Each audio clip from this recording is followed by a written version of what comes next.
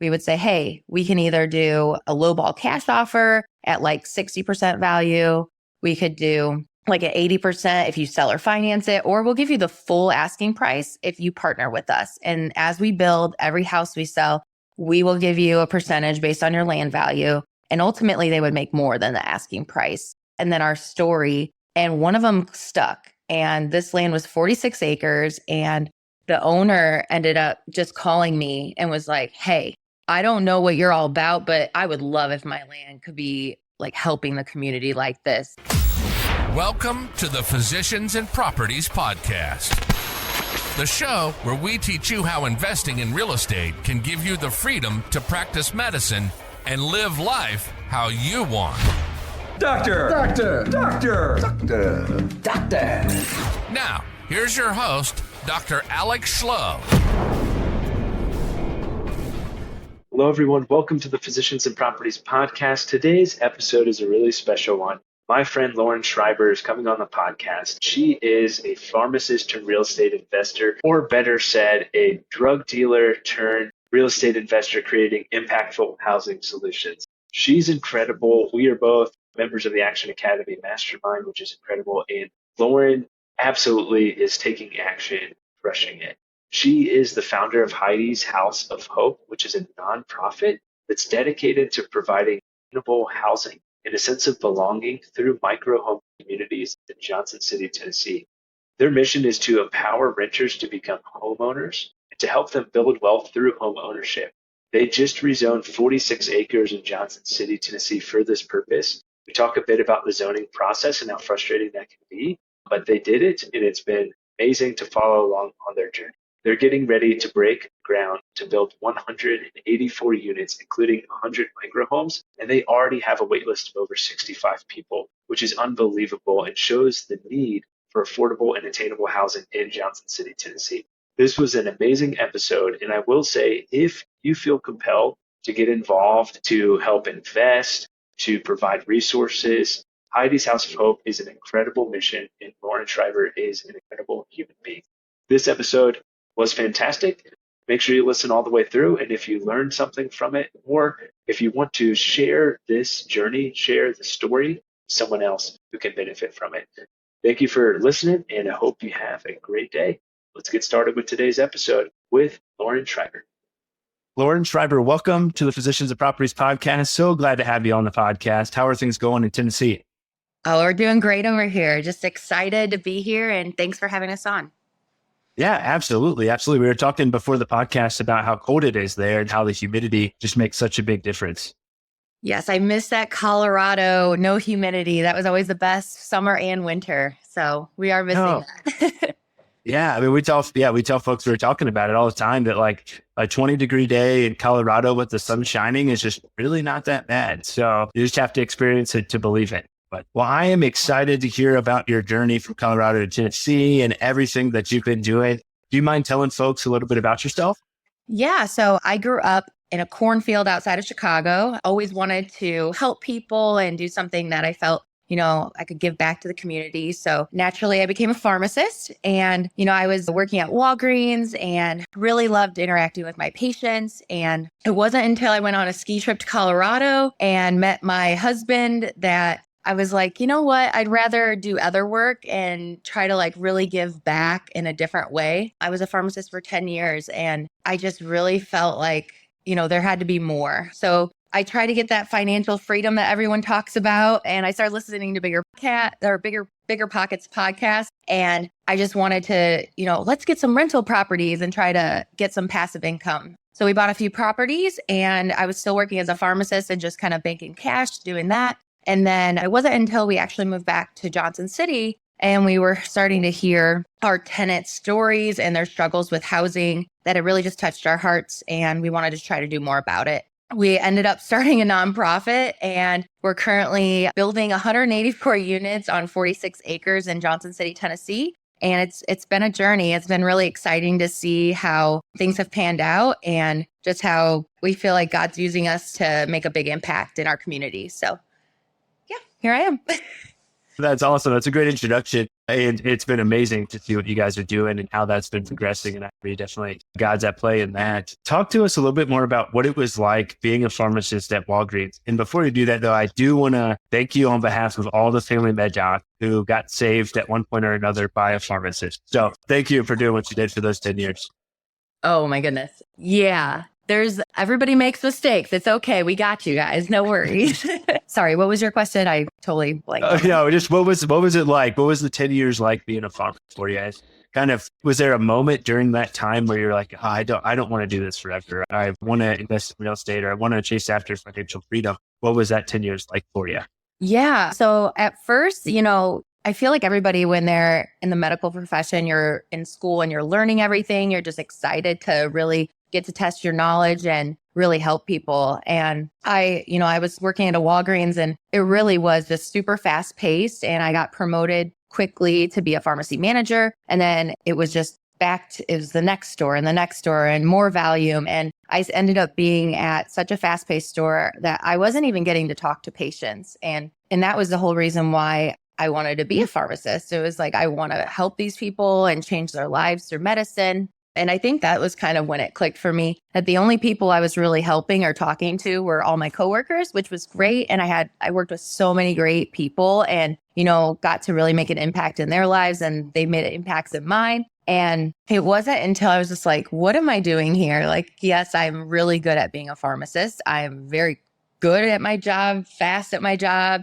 but it really just felt like there had to be something more. And that was when I started trying to figure out maybe some kind of side hustle, or, am I going to be able to do this in, 30 years? Like, you see these older pharmacists who have done it their whole lives, and I didn't like their lifestyle. They seemed so unhappy. They were just living for that 2 vacations a year, and maybe they could get a day off that they wanted to go see their kids play or something. And it just really was something I was like, that sounds horrible. Like, I want my own control over my life. And I knew I had to find something to kind of, bridge that income. Because obviously we all graduate with hundreds of thousands of student loan debt. So had to pay those off still. But real estate seemed like a great option. And it's been very good to us so far. So.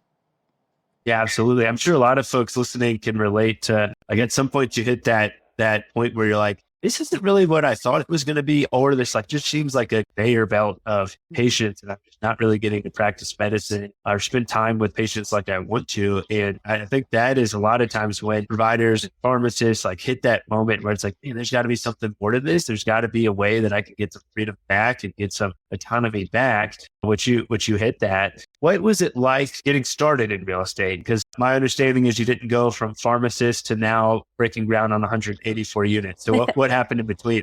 100%. Honestly, it was a lot of luck and a lot of God, I think, because we didn't know what we were doing. I was just like, oh, so we need to do the 1% rule with this rental property. We connected with a lot of people. We couldn't invest. We were living in Vail, Colorado at the time, which, if anybody knows that area, you can barely buy a 1-bedroom apartment for less than $400,000. So obviously the numbers don't really work when we were living there. So we started buying in Johnson City, Tennessee, and we really just relied on people and connections that we knew here. Since my husband did grow up here, we were able to reach out to his friends that were real estate agents. I think we've bought 2 properties specifically that I've never seen, and we bought it. We rented them out for a few years, and then we sold them, never saw the inside of them. So really having that team here and, relying on their expertise as we were learning, and they would just teach us things. I'm like, oh, that's a really good idea. And just having that network. You and I are in the same mastermind. So,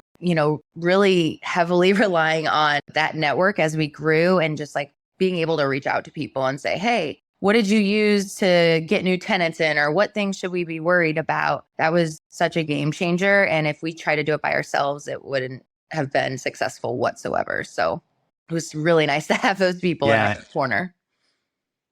Absolutely. One, it makes you feel a lot more comfortable, especially, investing out of state or having someone else that you can run numbers off of or who has more experience. I mean, Action Academy is the mastermind, in case folks are wondering. And it's amazing. Such an incredible community of action takers just crushing it, not only in real estate and entrepreneurship, but just also in life. I've not met a person in Action Academy who is dirtbag. And it's awesome. Yeah. Yeah. We were talking beforehand. We're getting ready in a couple of weeks to go to the Dominican Republic for an Action Academy trip. So folks will have to stay tuned and hear about that. But that's going to be amazing. But I agree, like that the relationships and the networking is so important in real estate, and probably pretty important for you to like have the confidence for the next step and what's coming now and what you guys have been working. But I do want to hit on one point real quick. The homes that you bought sight unseen, was that something that was worrisome for you? Or did you feel like, hey, we got this. We have people in the corner?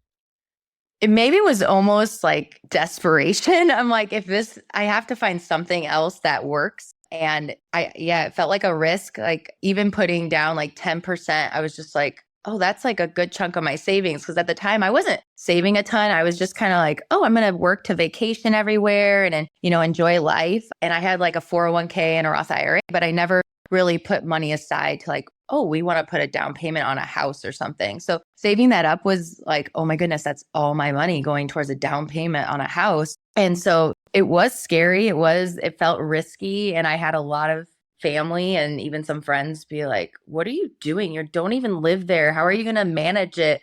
And it was kind of just like, you know what? I'm just going to trust God in this. And hopefully this works out because I can't keep doing what I'm doing. I'm so burnt out and I need a different direction. And if this is, even a smidge easier than what I'm doing now at work, I'm willing to take the risk. So.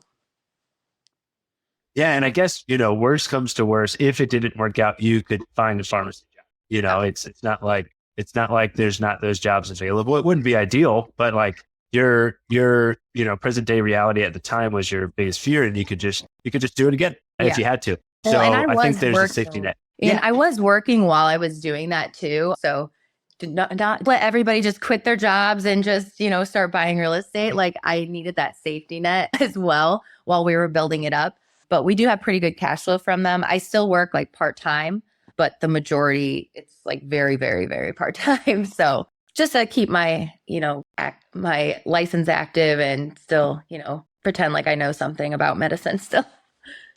Sure, you know a ton. But yeah, that's awesome. Well, just having the opportunity or the ability to cut back hours and work part-time is huge. And I agree. I think, especially in medicine, we're fortunate to make a pretty good income. And so going from like a full doctor's salary to just quitting your job and trying to do real estate is probably not the best idea. But because you can utilize that W-2 and save a bunch of capital to invest more and more, build that foundation before you get out. And maybe that does look like, similar to your experience of I'm just going to cut back my hours over time and then ultimately, maybe leave medicine as a whole. So yeah, I agree. I'm not all about just quit the W tomorrow and see what happens.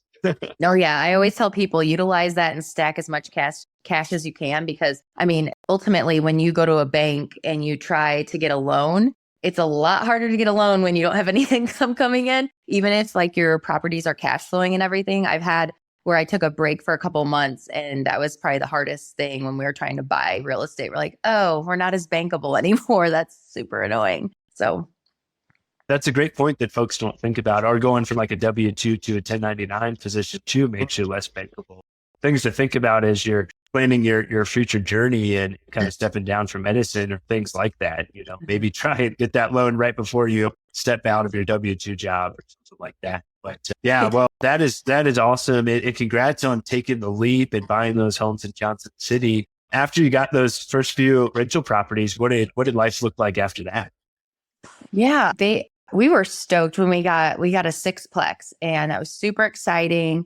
And, I think we posted it in Action Academy. We're like, we got a whole 6 units added, and it like increased our net worth a ton because we ended up increasing the rents pretty quickly and getting some really good tenants in there. But what it looked like more so was just hearing people's stories, hearing their struggles with housing. We've had several people that were waiting a couple months to get into our rentals. And I don't know about you, but I've never waited more than a couple weeks to get into a rental. So just hearing their struggles broke my heart, honestly. And my husband and I, we like went to church and we were praying about it. I'm like, there's a reason why we're here. There's a reason why the sun, moon, and the stars all align for us all to be here in this place. Like if I went in depth in our story, it's crazy, like how we met and everything. And being there in that place and our hearts just hurting for these people, we knew we had to do something about it.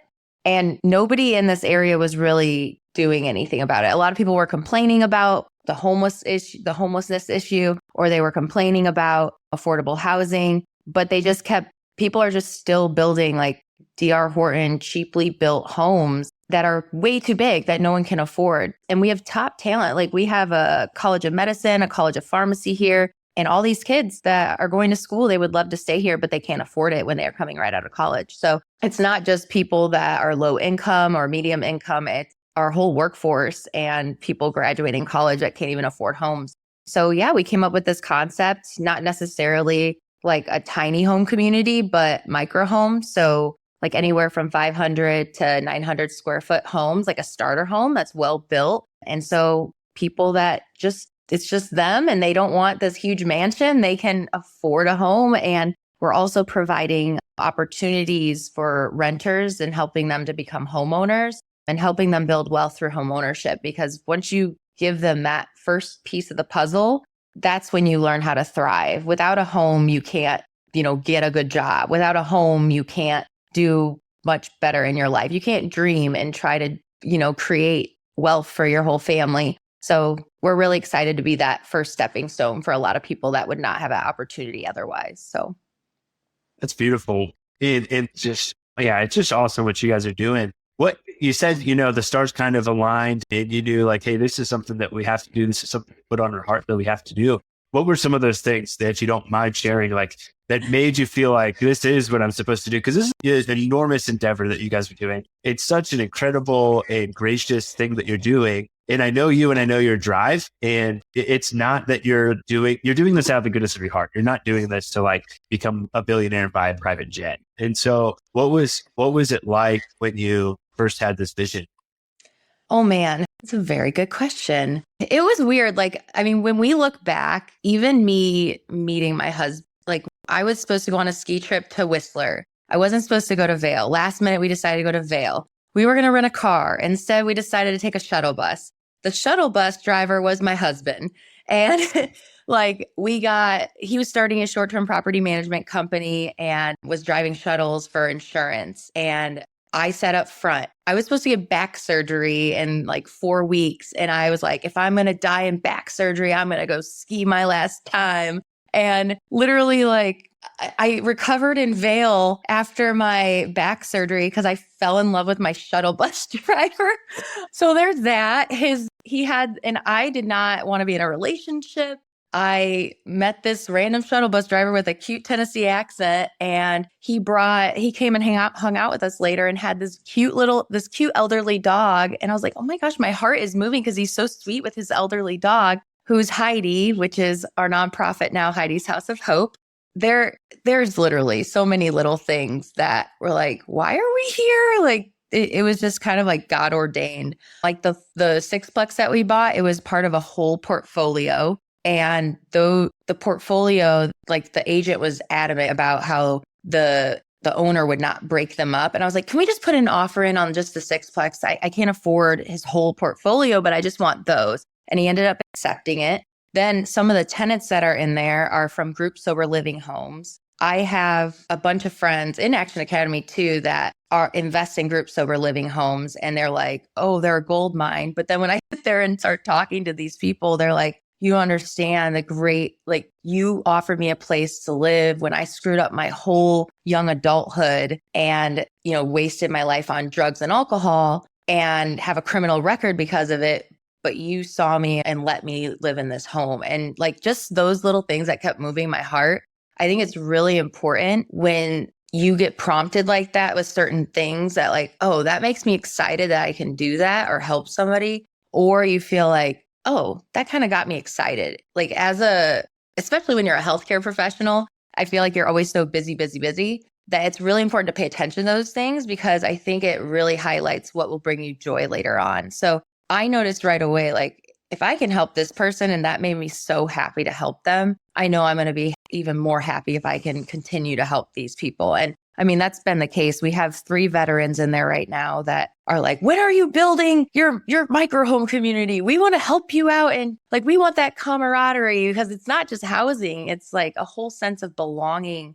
So many people, you put them into a home and they're just, the loneliest they've ever been. But if you can give them a community of people that are there to support them and that have their backs and, kind of foster that sense of belonging, I mean, you're creating such a great place for people to live and thrive. So that's kind of a long-winded answer to your question, but That's a sorry. great answer. I'm fired up. No, that was awesome. I think that a lot of times when you were telling the story, I was thinking about, something that excites you or like really hits your heart. I think a lot of times we're scared of that and like we're very fearful of what may happen. And I think what's really cool for you is like you definitely put that trust in God and you went after it. And I think everyone can learn from that. Like we all feel like the tug on the heartstrings for different things and different things that we love. But a lot of times we just try and ignore it and put that down. And then one day we're going to get to the end and we're going to, oh man, I really wish that I chased after my dream. And so I think it's super inspirational that you did that. You're willing to just take such a big leap. And I know it hasn't been easy for you. So let's talk a little bit more about Heidi's House of Hope and kind of, going from the initial idea to purchasing the land and everything else that's been going on. Yeah. So the land, it's funny enough, when we were in Action Academy, you're talking about how we're going to Dominican Republic. They had 2 other trips prior to that, or 3 other trips. And I was in the Cabo one, which would have been February of last year. And I had this whole idea, but, we still didn't have land. And it really was like a mindset thing for me because I was maxed out on all my loans. We had bought all of our properties within the last 2 years. I wasn't working as much and like I wasn't really bankable again. And I wasn't putting offers in on land because I was like, I can't afford that. I don't know what to do. And when I was in Cabo at that meetup, I had a couple people talk to me and like, do you think it's a mindset thing? Because if it's a good deal, you will get somebody to give you capital for that land. And I'm like, I've never used anybody else's money. I'm scared. And they're like, you have an amazing vision. Like, just trust that it's going to happen. So we started putting in lowball offers for land and kind of in like a 3 offer thing where we would say, hey, we can either do a lowball cash offer at like 60% value. We could do like at 80% if you sell or finance it, or we'll give you the full asking price if you partner with us. And as we build every house we sell, we will give you a percentage based on your land value. And ultimately they would make more than the asking price over time. So I probably sent maybe 15 LOIs every week with that. And then our story, and one of them stuck. And this land was 46 acres. And the owner ended up just calling me and was like, hey, I don't know what you're all about, but I would love if my land could be like helping the community like this. Like, I accept. And I was like, what? Okay. So then he was going to sell or finance it, right? So I was all excited. I'm like, okay, I have 10% down. This will be fine. I got this. Last minute, he ends up telling us that he can't do the seller financing. He's so sorry, but his business isn't doing as well and he needs the cash. And I'm like, oh my goodness, panic mode. And so I'm like, okay, I got to find a bank loan. So found the crappiest bank loan that could possibly happen. It's high. It's like 9% interest. I was like, this sucks, but it was the only thing I could get. Then it needed, I think it was like 15 or 20% down. I was short 20K. My options were to cash out my 401k part of it or like take a hard money loan. And I was like so defeated by this. Like it really messed with me. And I was just like, okay, God, here I am. You said you want me to do this. I need 20 grand. I don't know what you want to do, but I'm mad because you wanted me to do this and I don't have 20K. And so literally I was like so frustrated. I ended up texting a few people that had said they wanted to invest or they wanted to possibly donate. And I told them the situation. I'm short 20K. I don't have it liquid right now. Crickets. So I'm like, this is great. Awesome. We're not going to go through this land. And this seems like the perfect parcel. Ended up going to church that Sunday and it was a sermon on God's perfect timing. And then right after the service ended, I get a text from one of the donors and she says, where do you want me to wire the 20K? I'm like, huh? What? And she's like, yeah, I'll wire my donation. Just give me the information. She donated $20,000 to us. And I like to this day, I'm still like, yep, that was God. It wasn't me. So that was a really cool hardship, but also really cool. And things like this just keep happening. Like I've had we needed a lawyer, and randomly one of my friends was showing her mom our Instagram post, and she's like, tell her to reach out to me. I'll do pro bono. So we have a pro bono lawyer. We actually have two pro bono lawyers now. We found a CPA through a random church, was like, hey, have you reached out to this company? They do free work for nonprofits. I'm like, okay, sounds good. And so now we have a CPA that's doing work for free. There's like story upon story of just like little things that have just connected. So for me, it's kind of like I have this confidence now because I know what we're doing is good. I know we have the right intentions. We have the right heart for it. And I can't help but say like, yeah, I have to trust God, because obviously this pharmacist is doing 184 unit development. Are you kidding me right now? Like, no. And I think it's so funny because God uses people like that to be like, yeah, that obviously wasn't her. That was me. So it's really cool to just see how it unfolds. Like the rezoning, my goodness, we went to 4 meetings, and every time, every single person voted yes for it and said, yes, this is awesome. We're so excited to see this move through. So I mean, obviously I don't want to be naive, and I want to make sure that I'm being good with like risk mitigation and everything like that. But I am pretty confident that, it's going to work out, and it's going to be a beautiful thing for the community. And we're obviously really excited about it. So. Absolutely. Yeah, that is so cool. What a crazy journey to get that land and to be so close to having it, work out ideally how you want it to, and then something comes up. But you worked through it, you figured it out. God's timing works, it always does. And even though it's hard to trust in that, and there you go. And so that is so cool. What were some things, Lauren, that you learned about the zoning process that would be helpful for folks who are thinking like, hey, maybe I want to do a development in just some capacity? Yeah. So every single county and city is different. So your best bet is to make sure that you just reach out to the city or the county and ask them, just play stupid and just say, hey, I would really want to do this. What do I need to do? And can you help me through it or talk me through it? That, or if you want to be amazing and read through all the zoning codes for that area, feel free. A lot of it, if you want to do development and do like high density, you have to be in city limits because you'll need city sewer and city water. Finding land is fun, and the zoning for that, literally everything's different. So if you learned all the codes for one county, you'd have to learn all the new codes for the next one. So I'm getting better at this one though, that's for sure. But yeah, it was a process, and I've heard lots of horror stories about Johnson City and their rezoning process, and they've tried to change it, but the people have actually voted not to do less meetings because they want to make sure that they can voice their concerns. There was 2 meetings where people could like voice their support or their unhappy thoughts about the development, which I understand. Like you get a lot of that not in my backyard kind of thing. It was fun hearing people's perspective on what they thought we should do with our land. But again, you just trust that God's gonna, do a good thing. And, you just try to work with people, and literally talking to the neighbors. That was probably our biggest strength. I went and door knocked on a bunch of neighbors and chatted with them, and I just shared our heart and what we were doing. And I think that saved us a lot, because a lot of developers or a lot of people that want to rezone, they'll get all these angry neighbors that come in, and they didn't expect that. And then they end up getting voted down because, the city commissioners, they are voted in by the people, so they have to listen to concerns as well. So I don't know if that answered your question, but no, it does. Yeah, those are all, no, it's good. Those are all great points. Yeah, we're working on purchasing some land to build some memory care homes in Virginia.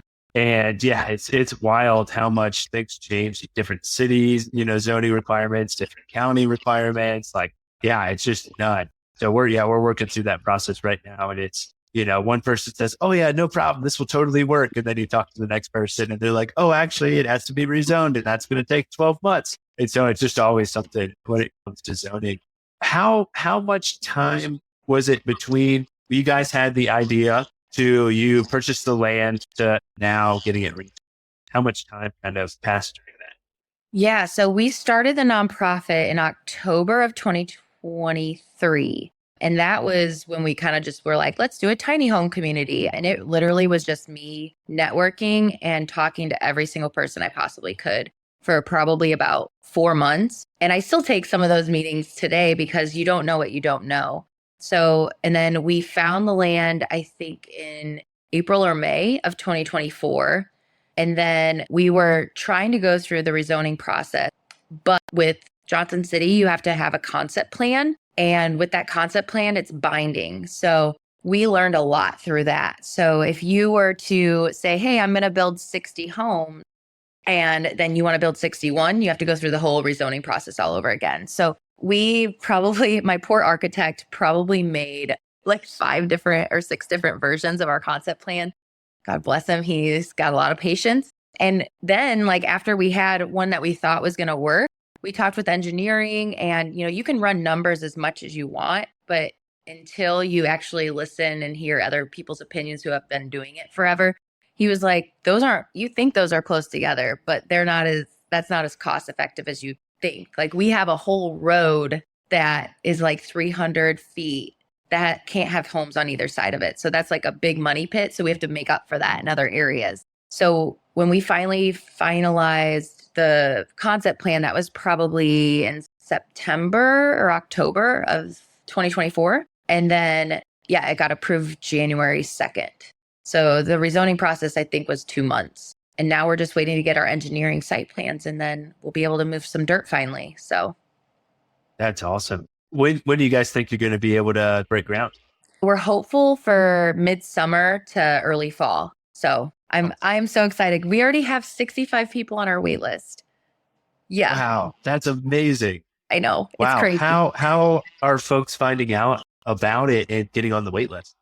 Yeah, we have not marketed it at all. It's literally just been word of mouth. They did a newspaper article on us, and it hit the front page of the newspaper, I think in May. And so we got probably about 20 from that. And then when we were going through the rezoning, the local news, they did a few stories on us during the rezoning process. And then we had one more newspaper article, but that's been it. And then just like posting on Instagram, me meeting and going to real estate meetups and different kind of networking events. And yeah, we haven't even marketed it yet. So, which is awesome, but also like, oh my goodness, you read these people's stories, and because I'll have a little thing of like, tell us what your biggest struggles are right now.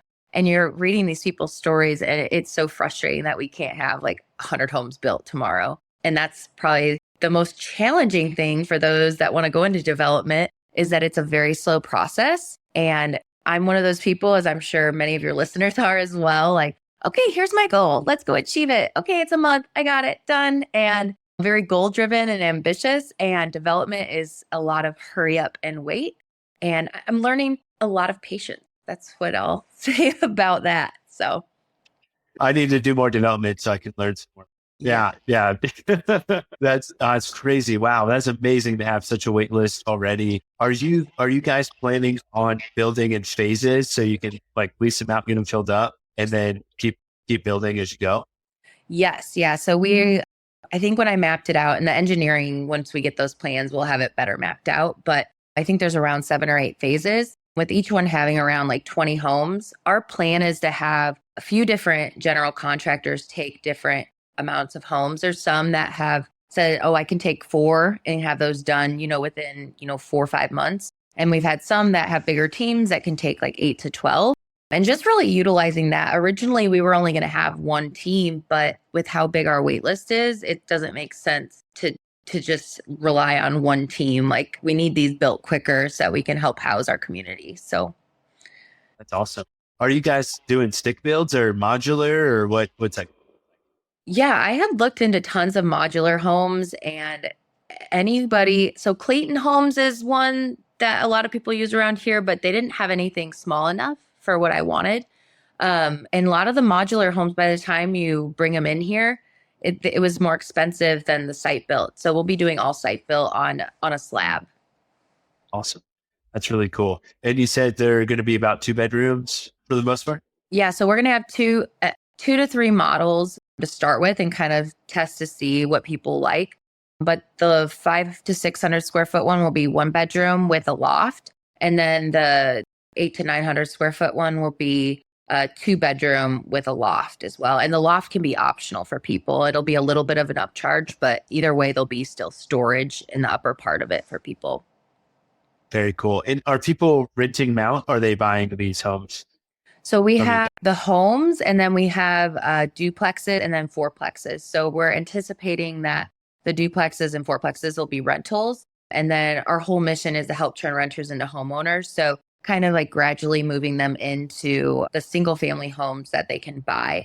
We're still figuring out our HOA and like how we'll, there's a fine line of, oh, hey, we need to sell these because we need to pay back debt and we need to, get all that paid off. And then also not allowing just a bunch of investors just to come in and buy them up and just using them as their rentals instead of actually allowing people to be homeowners that need it the most. So we're still trying to figure out that fine line of mastering that. So more to come. Awesome. Yeah, that'll probably be tough to figure out for sure. As we're wrapping things up, Lauren, what's kind of the grand vision? You mentioned community multiple times. What's kind of the grand vision for Heidi's House of Hope in terms of, hey, everything's done? What do you picture as you're walking through that land, that 46 acres? Yeah. So besides all the housing, we really do want to create that sense of community and belonging. So, and helping facilitate that with communal amenities as far as like a dog park, fire pits, pavilions, communal gardens, all of those kind of things where people can be like, oh yeah, I'm going to go say hi to my neighbor. I would love to have food trucks that come out there. My original plan was to have like micro businesses as well, but that would have been a lot harder for the rezoning. So baby steps here. And then we're going to have hiking and biking trails and just having people be able to really just get outside, be healthy, live their full lives. On the bigger scale of things, like we see this as the model community. Once it starts going, we plan to go into other areas. Obviously, I'm from Illinois, and then we have our hearts in Colorado too. And we have lots of connections in those areas. So those are just obvious spots that we could start to continue to build out. But yeah, we're looking for as many partners as people want. If you feel like you want to start a microhome community, we're willing to share our expertise and help raise funds and go through the grant process. That's been really fun as well. And then ultimately, so Heidi's House of Hope, Hope stands for Housing, Opportunity, People, and Education. We're partnering with multiple different nonprofits and organizations to give people the education they need, and then also to create businesses. And I want to be able to talk to some of these people that are in the community and say, hey, if you could do anything, like your biggest dream, but you've always been afraid to do it, what is that? And if they're like, I would love to own a business building homes. Oh, hey, well, we got some people that can help you out with that. And really having all those businesses and opportunities for jobs for people that don't weigh them down and that where they feel like they can really thrive. So that's it. That's amazing. Yeah, I cannot wait to see the finished product. And it's been so fun to follow your journey. If folks, Lauren, want to reach out to you and learn more or invest or help out in any way, how can they do that? Yeah, it's all on our website. So it's Heidi'sHouseOfHope.com. And you can follow us on Instagram, Facebook, and that's all at Heidi's House of Hope. So yeah, check us out. Send us an email. We'd love to hear from people, and we're always willing to share. We're really excited. Absolutely. Well, I'm excited for you guys too. Thank you so much for staying up late to come on the Physicians and Properties podcast tonight. I really appreciate it. Yeah, no, thanks for having me. I really appreciate it as well. Awesome. We'll have to do an update once it's open, and that wait list is still full, but we're building more community. So really excited for you. And if I can help in any way, just let me know, and excited to get the word out there. Awesome. Well, I will see you in Dominican Republic. Can't wait, Lauren. Have a good one. All right. You as well. Bye. Hey, real quick, if you're still listening to this, I'm assuming you got value from it. So I need your help specifically. My 2-year vision with this podcast is to help 100,000 physicians learn how investing in real estate can give you the freedom to practice medicine and live life how you want. There are 2 main ways that a podcast grows. One is through ratings and reviews, and the other is word of mouth. If you can please leave me a 5-star rating and review on Apple Podcasts and Spotify, as well as send this to 1 to 2 friends that you think would get value from it, we can reach the physicians that we want to reach. Thanks in advance, and talk to you on the next episode. Please note that the information shared on this podcast is for informational purposes only and should not be considered financial or medical advice. The views expressed on this podcast are those of the host and the guest and do not necessarily reflect the views of the Department of Defense or the United States Air Force.